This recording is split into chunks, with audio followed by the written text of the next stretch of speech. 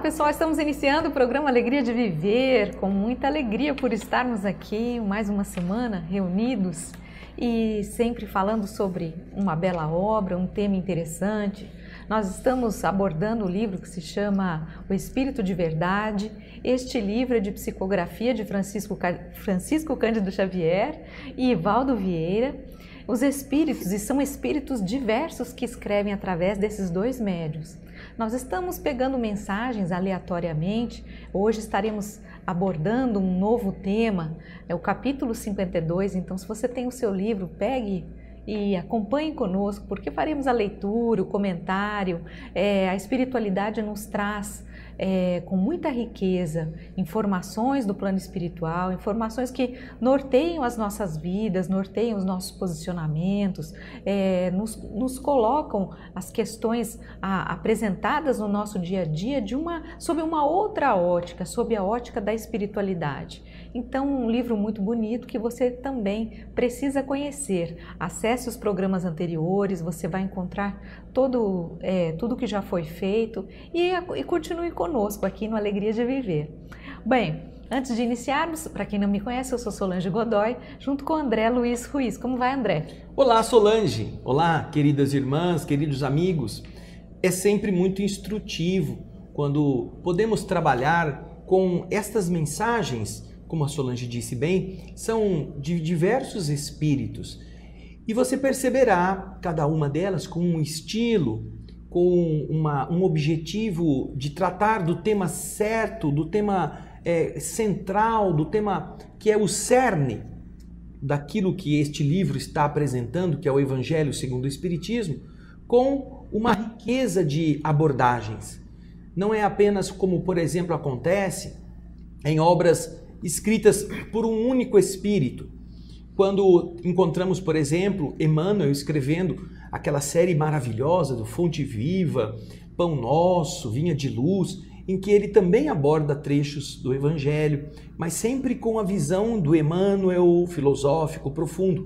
Aqui nós temos um universo de inteligências desencarnadas, cada um com a sua abordagem, com a maneira de explicar as coisas, que certamente enriquecerá a nossa forma também de ver. Nós temos comunicações do próprio Emmanuel, do Espírito André Luiz, temos do Everton Quadros, temos do Hilário Silva, temos da Meimei, várias comunicações dentro de assuntos específicos que voltam ao Evangelho como origem, à fonte daquilo que nós estamos buscando cada vez mais explorar. Hoje nós teremos uma mensagem que na verdade não é bem uma mensagem, é um relato de uma situação.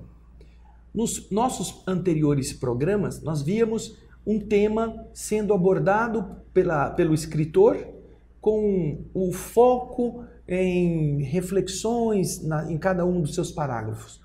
Aqui, ao contrário, nós temos uma história relatada por um espírito amigo, que daqui a pouquinho você vai saber, e que tem uma ligação muito grande com a luta daqueles que vieram ao mundo com a finalidade de dar voz à promessa feita por Jesus para que tudo aquilo que ele ensinou não fosse esquecido.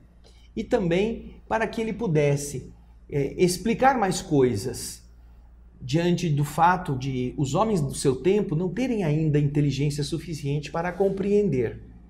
Ele então promete que ele vai ao Pai e vai solicitar do Pai que envie o Espírito da Verdade, ou o Consolador, que ele vai esclarecer todas estas coisas. E nós encontramos então, no devido tempo, 18 séculos depois da promessa, o tempo suficiente para que a humanidade pudesse amadurecer intelectualmente, encontramos o Consolador chegando através do esforço de algumas pessoas. E aqui, no programa de hoje, nós estaremos lendo uma história que diz respeito a esse espírito.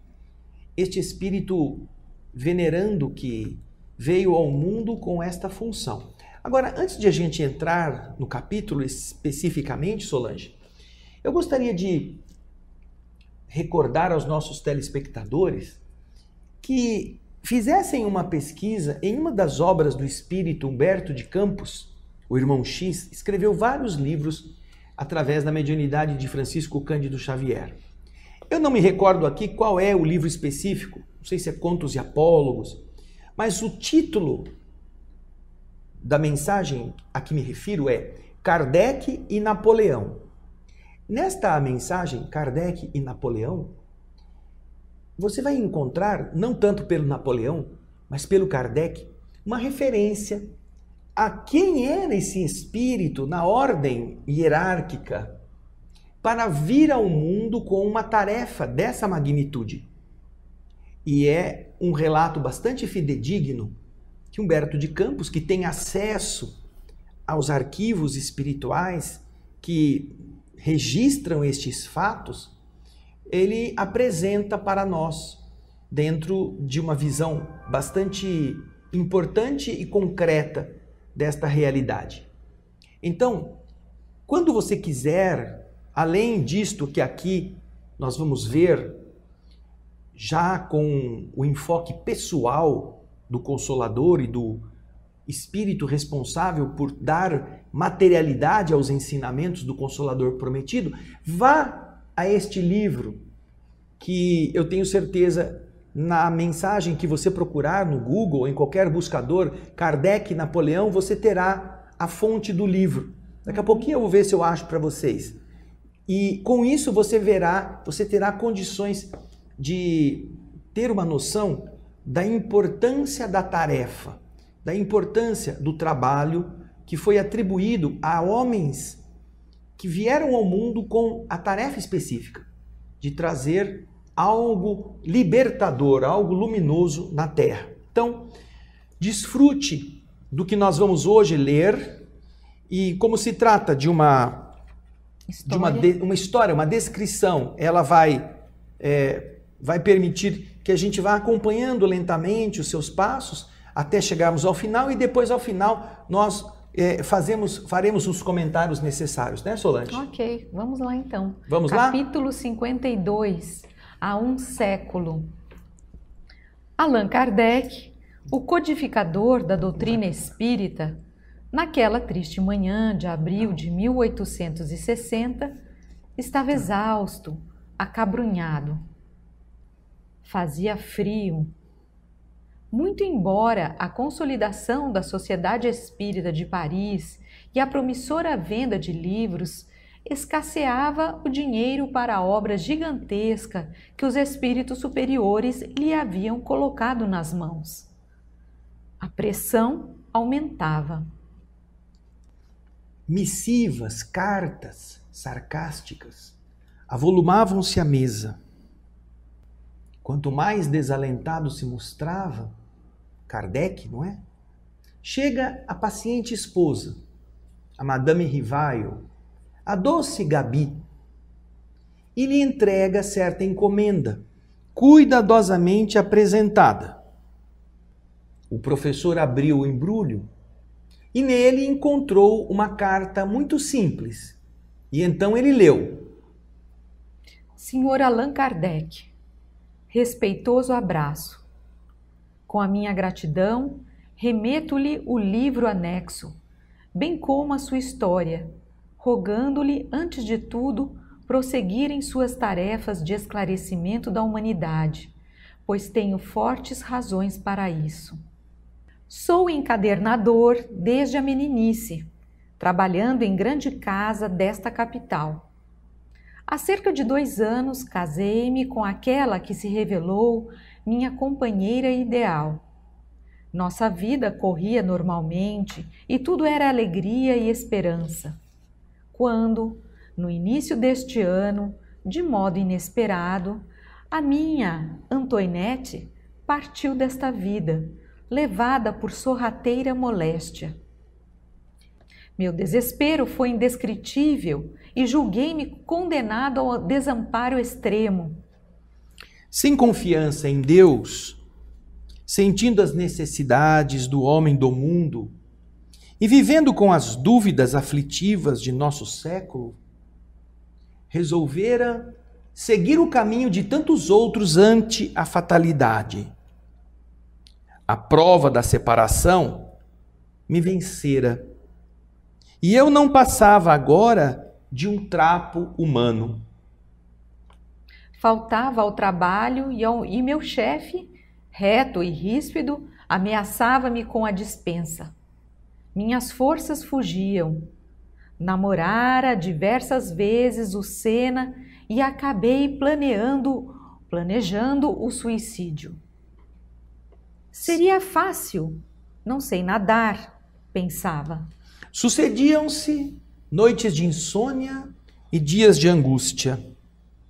Em uma madrugada fria, quando as preocupações e o desânimo me dominaram de maneira mais forte, busquei a Ponte Marie.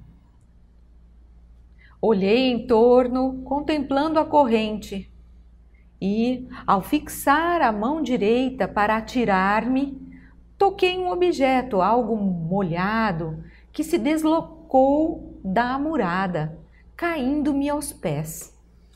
Surpreendido, distingui um livro que o orvalho havia umedecido. Tomei o volume nas mãos e, procurando a luz mortiça de um poste vizinho, pude ler, logo no frontispício, entre irritado e curioso: Esta obra salvou-me a vida. Leia-a com atenção e tenha bom proveito. A. Lohan. Era a assinatura de alguém que havia deixado aquele livro ali. Então, estupefato, li a obra, o Livro dos Espíritos, ao qual acrescentei breve mensagem, volume que passo às suas mãos abnegadas, autorizando o distinto amigo a fazer dele o que lhe aprouver. Ainda constavam da mensagem agradecimentos finais, a assinatura, a data e o endereço do remetente. O codificador desempacotou, então, um exemplar de O Livro dos Espíritos ricamente encadernado, em cuja capa viu as iniciais do seu pseudônimo e na página do frontispício, levemente manchada, leu com emoção não somente a observação a que o missivista se referira, mas também outra, em letra firme. Salvou-me também. Deus abençoe as almas que cooperaram em sua publicação. Assinado Joseph Perrier. Após a leitura da carta providencial, o professor Rivaio experimentou nova luz a banhá-lo por dentro. Aconchegando o livro ao peito, raciocinava não mais em termos de desânimo ou sofrimento, mas sim na pauta de radiosa esperança. Era preciso continuar, desculpar as injúrias, abraçar o sacrifício e desconhecer as pedradas. Diante de seu espírito, turbilhonava um mundo necessitado de renovação e de consolo. Allan Kardec levantou-se da velha poltrona, abriu a janela à sua frente, contemplando a via pública, onde passavam operários e mulheres do povo, crianças e velhinhos. O notável obreiro da grande revelação respirou a longos haustos e, antes de retomar a caneta para o serviço costumeiro, levou o lenço aos olhos e limpou uma lágrima. Hilário Silva. Hilário Silva é o espírito que, através de várias histórias, deixou grafadas muitas informações, muitas lições bem importantes para o nosso conhecimento, para a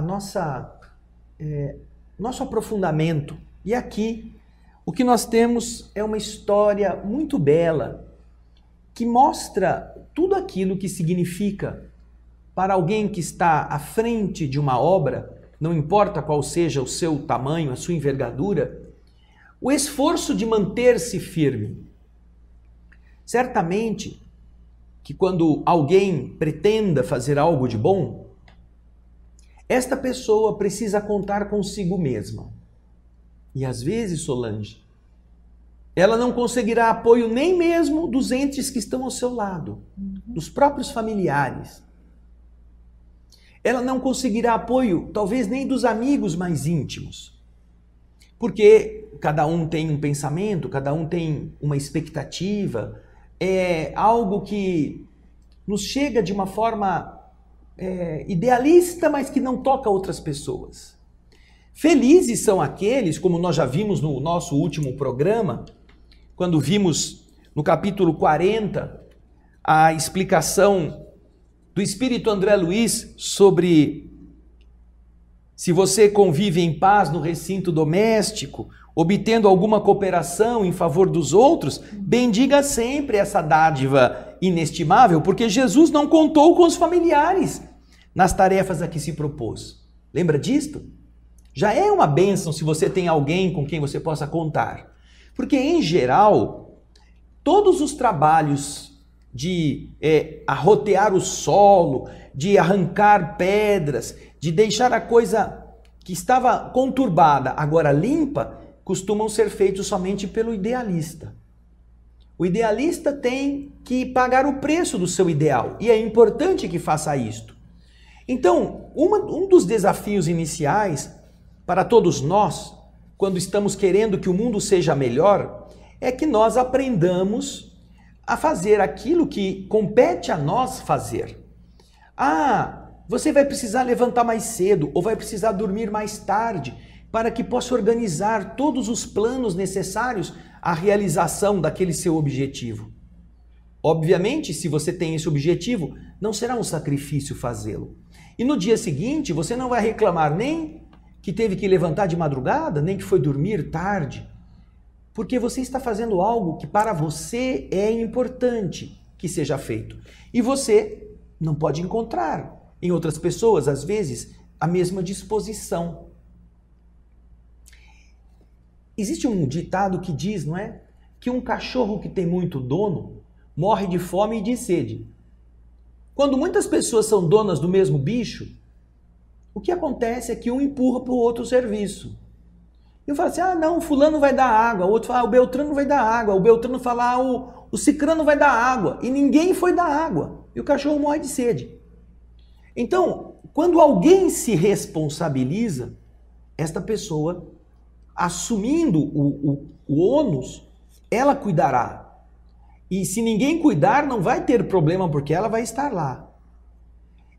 Esta determinação do idealista é fundamental para a mensuração de seu ideal.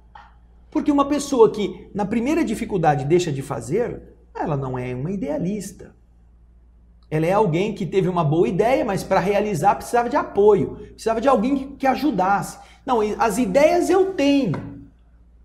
Agora os outros têm que fazer. Então você criar ideias para os outros terem o trabalho, eu também sou criativo.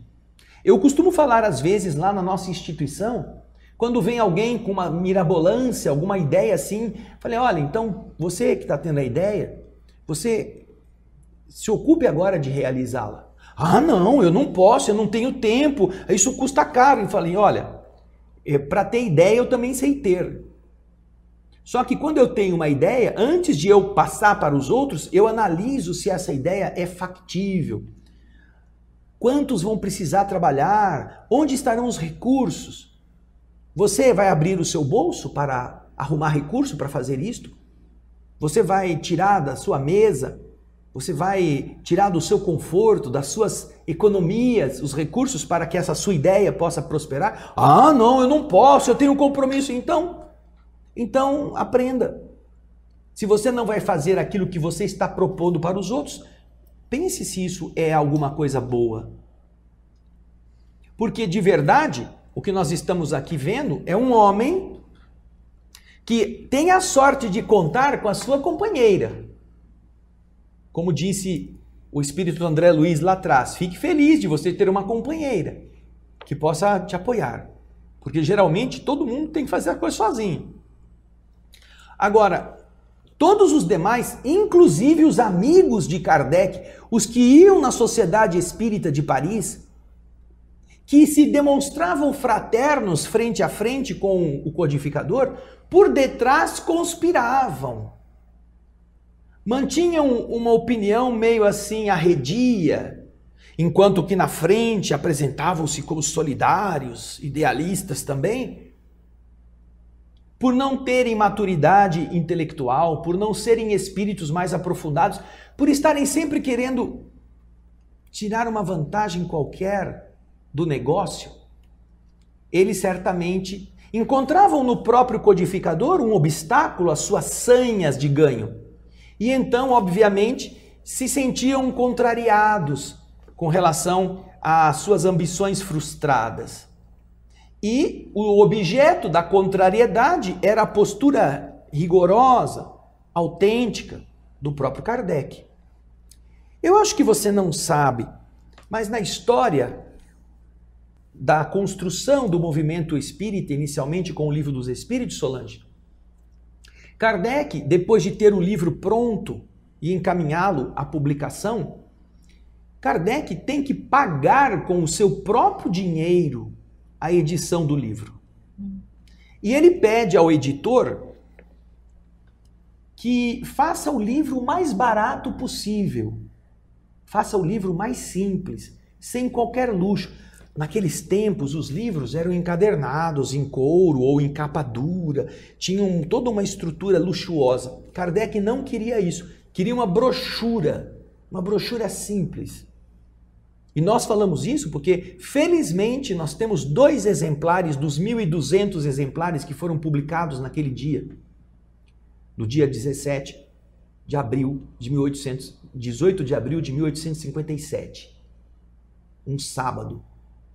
E você pega o livro e ele é realmente uma brochura simples, assim, até frágil. Tão frágil que não sobraram muitos. E Kardec tem na sua história, nos seus anotados, quanto que custou cada brochura. Na conversa que ele teve com os editores.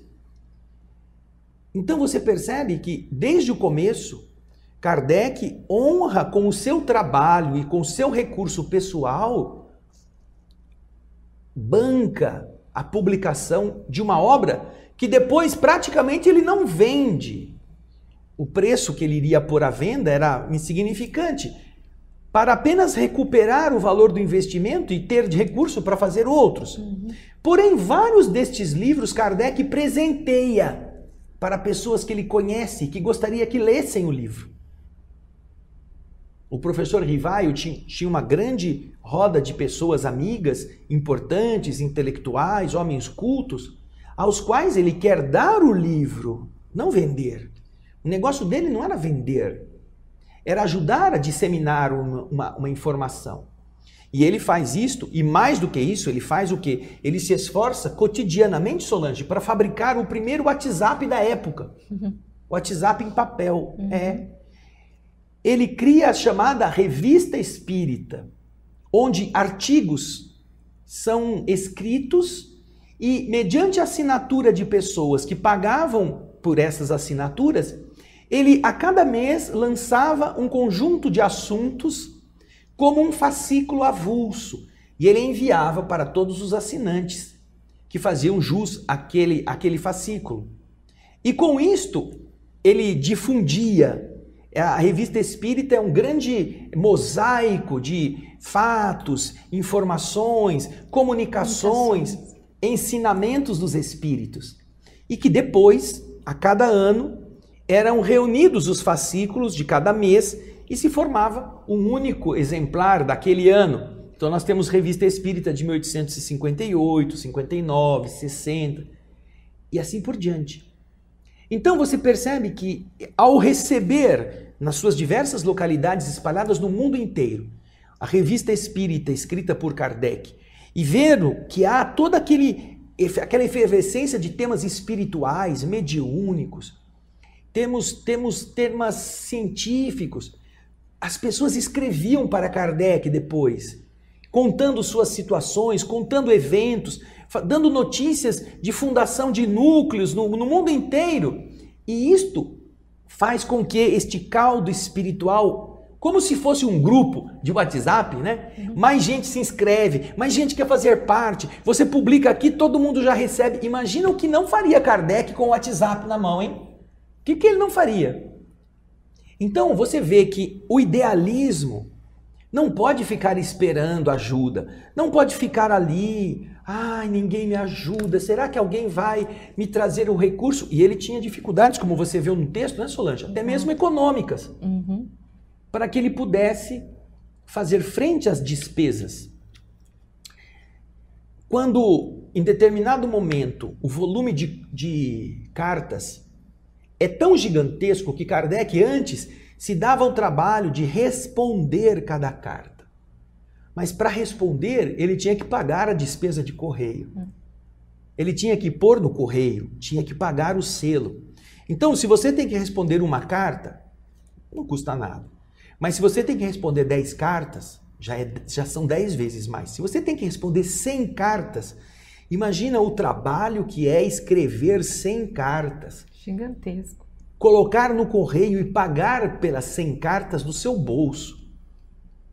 Então isso vai desgastando de tal forma Kardec, que continua fazendo isso por vários anos, que um dia um espírito lhe diz que ele deveria lançar na Revista Espírita uma desculpa de não poder, por falta de recursos de saúde, atender a todas as cartas que estavam esperando uma resposta, e agradecer por toda a confiança que esses missivistas tinham empenhado, mas desculpar-se dizendo que ele não poderia se dar ao trabalho para não prejudicar o andamento da própria doutrina espírita. Porque se você recebe uma carta, você tem que ler, você tem que analisar o seu conteúdo, às vezes eram dúvidas que as pessoas escreviam ao professor perguntando como fazer, como resolver aquele problema de obsessão. Como ele poderia responder de uma forma sucinta? Hoje em dia, Solange, você tem lá, você recebe uma comunicação em algum dos seus portais, e vamos supor que é um canal do YouTube. Você tem lá, gostamos muito, já vem algumas respostinhas pré-impressas. Se você quiser, você clica lá, já respondeu. Não foi você que respondeu. É uma respostinha educada para não deixar a pessoa achando que ninguém atendeu a sua observação. Muito obrigado. Ficamos felizes com a sua audiência. Que Deus te abençoe. São frasezinhas que você encontra, inclusive, os botõezinhos embaixo da manifestação da pessoa para você responder espontaneamente, entre aspas, né? Sem precisar digitar. Mas na época de Kardec não era assim. O codificador lia, tinha que escrever com atenção sobre os argumentos, tinha que dar uma resposta e isso tomava tempo. Então, para você responder decentemente uma carta, no mínimo você vai perder, num assunto que você domina, no mínimo você vai perder meia hora. 30 minutos. Imagina se são 10 cartas. São 5 horas. Cada carta é meia hora. 5 horas de um dia de 16 horas de trabalho já corresponde a quase 1/3 do tempo. Fora o tempo que você tem que preparar as suas atividades de produção intelectual, Kardec está aqui na Terra realizando uma tarefa do mundo invisível, prometida pelo Cristo. Não poderia perder tempo com coisas que não eram fundamentais. Então, nesse determinado dia, Kardec faz uma nota na Revista Espírita, se desculpando de não poder responder a todas as cartas, porque havia centenas de cartas esperando, acumuladas, para serem respondidas, e ele então se desculpa, em nome do progresso, do avanço dos ensinamentos espíritas, que ele tinha que se dedicar. Então, você imagina quantos esforços precisaram ser empenhados, até mesmo sem a ajuda daqueles que estavam, como se pensava, participando do movimento. Então você vê logo no começo, Hilário Silva colocando para nós como estava Kardec. Vamos voltar ao texto, Solange? Logo no começo. O codificador da doutrina, naquela triste manhã de abril de 1860, 1860, faz já 3 anos que a doutrina espírita tinha chegado ao mundo. Ou seja, 3 anos que Kardec tinha publicado o Livro dos Espíritos. Estava já em gestação o Livro dos Médiuns. Talvez uma primeira abordagem do Livro dos Médiuns já tivesse sido apresentada, mas já 3 anos faziam com que ele estivesse exausto, acabrunhado. Apesar da consolidação da Sociedade Espírita de Paris e da promissora venda de livros, o dinheiro escasseava para a obra gigantesca que os espíritos superiores lhe haviam colocado nas mãos. Faltava apoio financeiro. A pressão aumentava. Cartas sarcásticas, irônicas, se avolumavam à sua mesa. Quanto mais ele se sentia desalentado, cansado, porque uma das coisas que desgasta o idealista não é a falta de apoio, é a oposição gratuita. É justamente aqueles que, não apoiando, ainda pioram o obstáculo, se fazendo de amigos, se fazendo de criaturas interessadas em apoiar, mas que vão solapando por detrás os esforços. Quando ele estava assim, aí nós vemos o quê? Os espíritos, eles não estão indiferentes. Eu vou contar uma história que aconteceu comigo. Desculpa só eu que estou falando, porque vai em frente. Essa história é pessoal. Nós tínhamos um programa numa TV aqui da cidade de Limeira, que era 1 minuto. E nós temos ainda esse programa que nós enviamos por WhatsApp. 1 minuto para a felicidade. Era um programa que era feito dentro de um programa de natureza de notícias de crime, essas notícias policiais. Nosso querido irmão Geraldo Luiz, que hoje está na Rede Record, tinha este programa e ele conseguiu um espaço de 1 minuto, porque ele dizia assim, eu tenho fica tão pesado o ambiente, com tanta morte, tanto crime, que eu queria ter 1 minuto pelo menos para meditar. Você podia fazer 1 minuto? A gente põe no ar 1 minuto, no meio do programa de tiro, sangue, etc. Nós então encaramos e gravávamos vários minutos e ele punha todos os dias.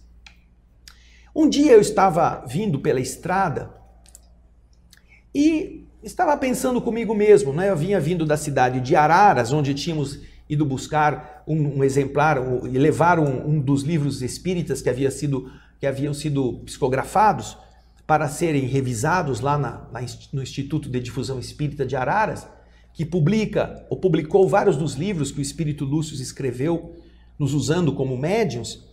Eu estava voltando pensando assim, puxa vida, esse esforço tão grande de ficar gravando 1 minuto, é uma coisa assim tão insignificante, num programa de tiroteio, num programa de sangue, uma coisa tão sem assim, expressão. Será que vale a pena todo esse esforço? Eu estava sozinho no carro, estava pensando comigo. E eu ia pegar, como era durante o dia, eu ia pegar no porta-luva do meu carro um óculos escuro para colocar. Quando eu fui mexer no porta-luvas, eu ouvi uma voz assim, não coloque o óculos. Eu falei, para não pôr o óculos, talvez alguém esteja me protegendo de um acidente, que talvez com óculos escuro eu não perceba. Tá bom, deixei o óculos lá. Andei mais uns 4 quilômetros, cheguei num pedágio. Um pedágio que fica ali na saída da Washington Luiz com a Anhanguera. Quando eu parei no pedágio, eu abri o vidro, peguei o dinheiro e entreguei para a moça que estava cobrando o pedágio. A moça olhou para mim e falou assim, você não é o André Luiz Ruiz? Eu falei, sou.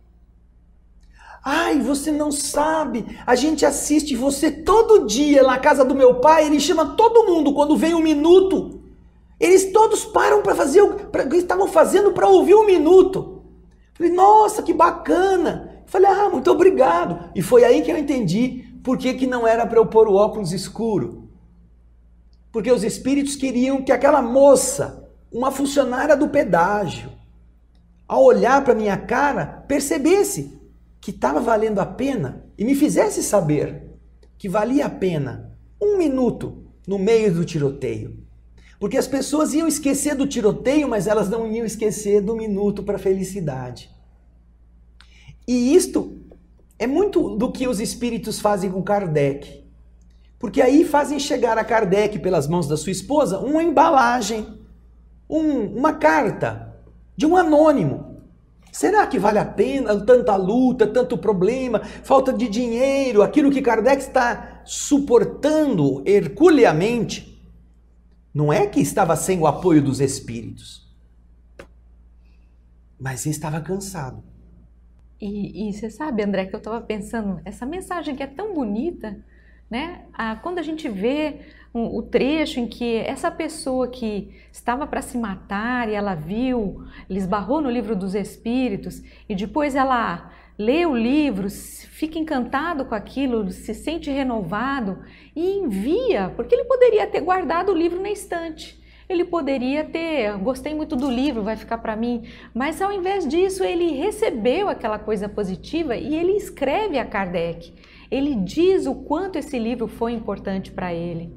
E eu acho que essa é uma das mensagens bonitas dessa história, porque muitas vezes nós assistimos alguma coisa que nos faz bem, nós temos contato com alguma comunicação, algum livro que muda a nossa vida, ou uma mensagem que nós escutamos, ou apanhamos às vezes na entrada de uma casa espírita, vemos uma mensagem e isso nos toca, parece que ela vem de encontro àquilo que a gente precisava.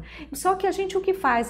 Nós temos uma dificuldade de exteriorizar essas coisas positivas que acontecem na nossa vida. E às vezes, através de um comentário desse com uma pessoa, de um agradecimento, você leva a informação a essa pessoa que teve tanto trabalho. Vocês podem... Nós aqui não fazemos ideia do trabalho que Kardec teve para que uma obra como essa, ou a codificação, ou as 5 obras, pudessem chegar até nós. A gente não faz ideia. Os biógrafos de Kardec trazem as dificuldades que ele enfrentou e que vale inclusive a pena nós conhecermos, porque através disso a gente valoriza tudo isso que está vindo de mão beijada para a gente. E é muito bonito quando a gente tem essa capacidade de receber algo que nos renova, que nos auxilia e de exteriorizar isso. Por que não agradecer a pessoa que te enviou o livro, ao programa que você assistiu, a alguma coisa boa que te fez bem? Por que não agradecer? Por que não emitirmos isso? Sabe de uma coisa? Eu me lembro também, nós aqui, lógico, guardadas as proporções, mas nós temos vários vídeos e às vezes nós vamos olhando as visualizações dos nossos vídeos, nós temos lá inúmeras visualizações, mas você vai olhar os likes, puxa, de 100 visualizações, às vezes você tem 5 likes. Então, né, o que impede das pessoas se manifestarem? E nós não estamos nos referindo somente a nós. Não, estamos referindo a todas as pessoas que estão tentando fazer o mundo ser melhor e muita gente assiste e uma fração põe lá o joinha. E ainda tem gente que não pagou nada para fazer aquilo e ainda põe um negativo. Talvez alguém com dor de cotovelo, alguém que não quer promover o esforço de outrem, coloca um dislike. Que isso que a Solange está falando. No tempo de Kardec, isso daqui que ele recebeu foi um like. Foi. Não é mesmo? Continua, Exato. Solange. Não, é isso mesmo, é um like. Então, você que nos assiste, e não com relação aos nossos programas, não, a qualquer coisa que você tenha acesso, que você goste, fale para a pessoa, se manifeste. Porque como Kardec, se Kardec que foi Kardec, teve esses momentos, não é, de que ele estava acabrunhado, será que isso tudo, esse esforço vale a pena? Quem dirá nós, né, réis mortais, que às vezes fazemos coisas para ajudar as pessoas e não temos às vezes um like. Então é importante essa manifestação, isso cai como um alimento para a alma das pessoas, no sentido de que o que elas estão fazendo está sendo visto, está sendo positivo, está fazendo a diferença para você. E esta lembrança da Solange é muito legal, por quê? Porque você viu que um pensou em se matar quando ficou viúvo, perdeu todas as esperanças. Quando ele foi para se matar, ele esbarrou a mão na murada da ponte Marie e caiu um objeto. Ele foi ver um livro. E lá no livro existia uma dedicatória. Alguém tinha escrito uma dedicatória dizendo: este livro salvou a minha vida. Leia com atenção e tenha bom proveito. Alguém tinha pensado em se matar, encontrou um livro. E esse livro a pessoa leu e não se matou. Mas o que ela fez? Ela fez uma dedicatória e deixou o livro na ponte, provavelmente onde ela antes ia se matar. Aí um outro candidato ao suicídio, talvez levado pelo seu desespero, foi no mesmo lugar e encontrou o livro. E aí leu o livro e não se matou. Ou seja, um único livro tinha salvo 2 pessoas. Se o primeiro tivesse se salvado e deixado o livro na prateleira, o segundo tinha morrido, afogado. Mas o que ele fez? Ele encontrou o livro, escreveu uma dedicatória dizendo que esse livro é importantíssimo, salvou a vida dele. E o livro, mesmo o livro, salvou um outro do suicídio. E fazendo uma comparação com hoje em dia, esse é o compartilhar, né, Isso André? mesmo. Esse compartilhou. Ele não só curtiu, mas ele também compartilhou. Ou seja, ele curtiu, ele aprendeu com o livro, ele compartilhou, deixando o livro lá para que outra pessoa tivesse acesso e pudesse beber dessa informação. E Kardec, que estava desolado com o esforço, com a luta solitária, recebe este presente do mundo espiritual. Porque foi o mundo espiritual que fez isso acontecer. Tanto para salvar o primeiro, quanto para salvar o segundo, quanto para inspirar o segundo a fazer uma encadernação linda e mandar esta obra para Kardec, com o seu endereço, o seu nome. Já pensou que coisa boa você receber? Que importância tem quem não ajudou? Que importância tem os que estão caluniando? Que importância tem aqueles que estão indo contra a obra de Deus? Que importância tem diante de 2 almas que foram salvas? Não é mesmo? É isso mesmo. Que coisa que alimenta o coração de Kardec, como diz Hilário Silva, nessa história verídica que ele nos conta. É muito lindo este trecho deste livro, O Espírito da Verdade. E o Perrier, que é o último que foi salvo, ele escreve assim: Deus abençoe as almas que cooperaram em sua publicação. Ou seja, ele tem consciência que não foi apenas um. Deus abençoe as almas que cooperaram em sua publicação. Não apenas os encarnados, mas também as almas, os espíritos desencarnados, encarnados e desencarnados. Porque esse é um trabalho conjunto. Não foi só um trabalho de Kardec, foi um trabalho de toda uma espiritualidade superior, como uma pirâmide invertida e que tinha na ponta aqui embaixo Kardec dando, né? Kardec como a ponta da lança trazendo essas mensagens, mas com uma amplitude do plano espiritual superior por trás. Aquilo que eu disse a você de Kardec e Napoleão está no livro Cartas e Crônicas, é o capítulo 28, quando você vai entender quem é o espírito Kardec, que depois tomou o corpo na Terra para fazer o Consolador chegar até nós. E agora, infelizmente, estamos no nosso final. Nos despedindo de você. Mas semana que vem tem mais. Arrume seu livro, continue conosco. Conosco traremos outros capítulos tão bonitos quanto este. Um grande abraço e nos vemos no próximo Alegria de Viver. Um beijo grande. Tchau, gente. Fica com Deus.